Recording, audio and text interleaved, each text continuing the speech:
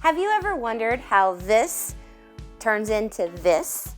Well, let me show you how. We do that by using an umbrella swift and a ball winder. So, this is the umbrella swift, and it gets its name because it looks like an umbrella when it opens up. The first step we want to do is get it to approximately the size that we're going to need, just a smidgen smaller. This little lever here comes up, and you tighten it by twisting it, and that'll hold it into place. Then we are going to take a look at our yarn. This is called a hank or a skein. Pop it open, and this is a delicate procedure here, people. We want to make sure that we don't get it tangled. So I'm going to open it up, take the label off, and I kind of shake it out a little bit. Make sure all of my strands are going in the same direction as much as possible. And then we're going to slide it onto our swift. Now I kind of do like half of it, then I'll turn it around, trying to keep all the strands going in the same direction. Pop it over here. Okay, so once we get it on here and I'm checking to make sure all my strands are going in the same direction, I'm going to loosen this up by turning it towards me, sliding up, and that feels pretty comfortable to me. Then I'll lock it into place. Now I'm going to, and see, look. Yay! Okay, now I'm looking for here. Here's where it's all tied together. I bring this side to me. Now on this one, it's just tied in a slip knot so I can pull it right out. Sometimes you will have to clip it. A couple other things too is sometimes there'll be 3 or 4 different times that it's tied together, and that helps just keep the strands all together. This one only has 1, so I only need to take it apart here. So this one had a slip knot in it. I went ahead and took that out, and then I just kind of gently pulled that out. Now you'll have one that's behind your work and the other one that's in front of your work. It's always easiest if you find the one that is working towards you.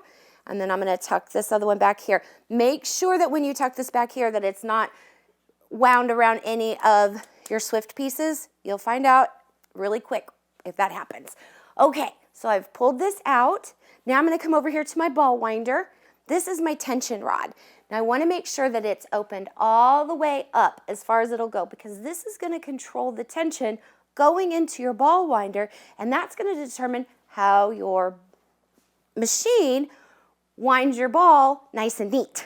Okay, so it's got this little curly Q thing here. Wind it through there. Then it has these 2 slits right up here. We want to lay our yarn through the 2 slits and put it down there. Now, I always like to keep a hand on my yarn that's coming from my swift to my ball winder for a couple of different reasons. One, to kind of maintain the tension, make sure everything is flowing properly. And the other is I'll hit it. If there's a knot in my yarn, it'll hit my hand first. And then I can address that as I'm winding the ball. Okay, so your first 2 cranks of your ball winder, you want to go a little slow. Make sure everything is seating properly on your ball winder. Now down here I've seen that the tail end has tucked under. I want to pull that up because I want that on the top of my ball. Don't want to lose that on the inside of my ball. And here we go. As I am winding over here, it is pulling from my swift over here. Once I get several wraparounds, I can go a little faster. Always keep an eye on your tail. See how my tail is flinging up over here? I want to tuck this under, but I want to make sure that it doesn't get caught in any of my swift pieces, because if this gets loose, it can wrap around down here and then that just gets messy. Okay, so here we go.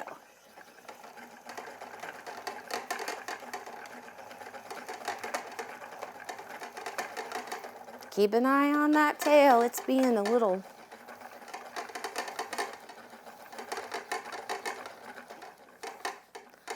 I'm going to slow down. If you ever do need to stop while you're winding your ball, just go a little bit slower till everything kind of stops.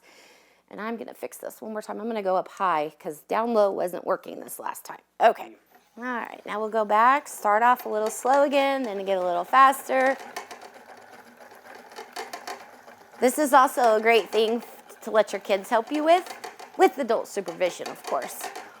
But my littles, they like to wind and wind and wind until their arm gets tired, which is probably about like 30 seconds. But it's fun for them, and they really do like to watch how the Swift works. It's entertainment too. The guys like to watch it too because it's mechanical.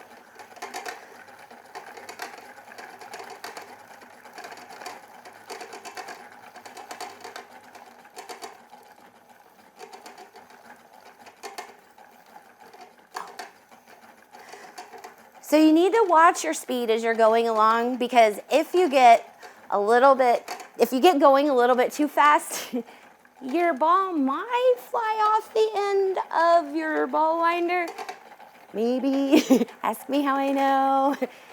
So kind of maintain a speed but not go super crazy. As I'm getting closer to the end of my skein, as you can see, there's less yarn on my ball or on my Swift. So I kind of want to slow down a little bit, because when it gets to that end, I want to maintain, and also too, by maintaining the speed, the same speed, your ball winds more consistently on your ball winder. So there we go. We can stop that now, drop it back down. Now, how do we get it off of here? It's super simple. Because this tip is opened here, I just like to wind this around, and then I like to tuck it under a couple of the strands on the outside. Make it where I can still see where it's at, but this way it keeps it nice and neat. And then here is the beginning. If this ever does get sucked back down in, if you take your finger and hold it here and slide the ball off, you can sometimes grab that when it comes in. If you can't, try not to fuss with it too much, just rewind it. Okay, so here we go. Slide my fingers underneath here, pop it off, there you go. You have a perfectly wound ball of yarn.